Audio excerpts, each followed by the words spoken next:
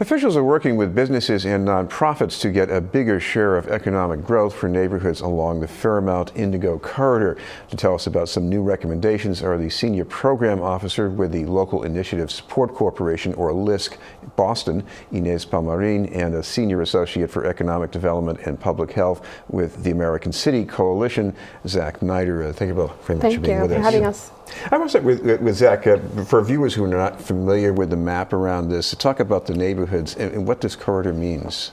So the Fairmount Indigo corridor is really based around a transit line that starts in South Station and runs through Roxbury, Dorchester, Mattapan, and Hyde Park, and encompasses in its sort of the greater station areas over 100,000 residents of Boston.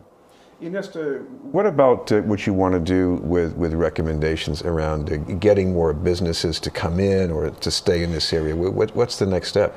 Right, so what we're trying to do is shed a light along the corridor that there are job opportunities, that we are trying to bring forward some recommendations so we can better support our businesses along the Fairmount corridor from Newmarket to Reedville, with the hopes of retaining some of our businesses here locally and attracting new ones. Zach, it looks as if along this corridor you really have to, remake some of the neighborhoods in a way. Because when the train started running along here, more than a century ago, it was a different layout, different relationship between houses and businesses. So, what about the changes that you need to foster with this? Yeah, so I think interestingly what we found when we were doing this work, and we worked with the broad group of neighborhood stakeholders at Fairmount Indigo Network, is that business attraction retention as a concept is more appropriate for specific parts of the corridor.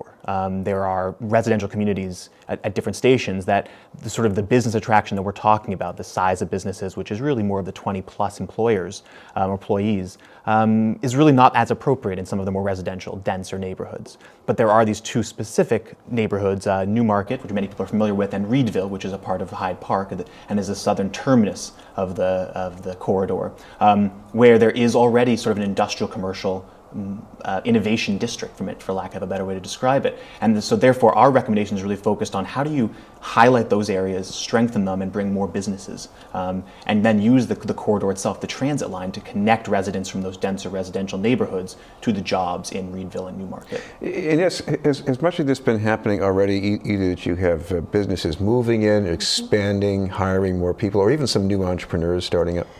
Right, so we've been working very closely with the Newmarket and their business association through the Fairmount Indigo Network, and they were very much a partner in this initiative. I'm thinking about ways to support the businesses that they're currently serving, and through the network we basically have been having discussions about how do we better connect our residents to jobs, and given that we have something like Newmarket where there is already some a place where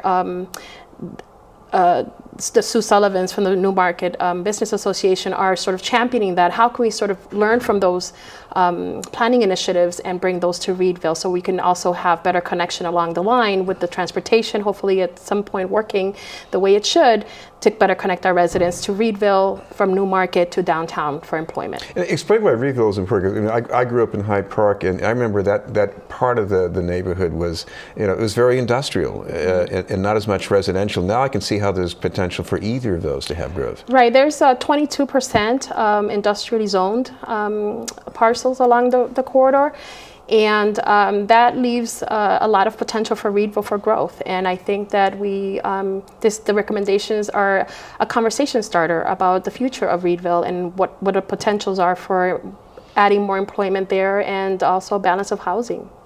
Yeah, just to follow up on that, I think Newmarket, the narrative is a little bit simpler. It's been a core business area for going on 50 years, and there's a strong business association working there, as Inés mentioned. In Reedville, the narrative is more complicated and needs to be carefully done, because while there is industrial areas in Reedville, there's also tight-knit residential communities. Mm-hmm. And finding that balance is going to involve bringing all the stakeholders to the table, because while there's the potential for job growth, as you mentioned, there's also existing housing and the potential for new housing. And I think both businesses and residents of that area need to be brought to the table to talk about what makes the most sense for both the city of Boston, but particularly for the residents and businesses already in that community. We're talking with Zach Nieder from the American City Coalition and Inés Palmarin from LISC Boston. Zach, I also want to ask you about the nature of the service. This is still, I know it's more affordable, but it's basically a commuter rail service still. What about the kind of service that you need to make the rest of this equation work? Yeah, this was really central to our work, is the idea that it's two sides of the same coin, this idea of transit equity and economic equity, and that you need consistent service for both employers and employees. If you're waiting for a train and that train doesn't show up and the next one's not for 45 more minutes and you can't get to work in time, that's a problem for you and it's a problem for your employer. And so focusing on increased service and improved service is central, not just for the issue of transit equity and getting people to and from the downtown Boston area, but also centrally for our work, connecting people to jobs within the corridor. But central to this work is the idea that regional job growth is incredibly important for the city of Boston, but local job growth is important for the residents of the Fairmount corridor, because research has shown, done by our partners at the Initiative for Competitive Intercity, that a job closer to home is more likely to go to a local resident, and it's really as simple as that. Inés, what about the ridership? I've seen some numbers recently that look low, but I've also heard that it is on the way up.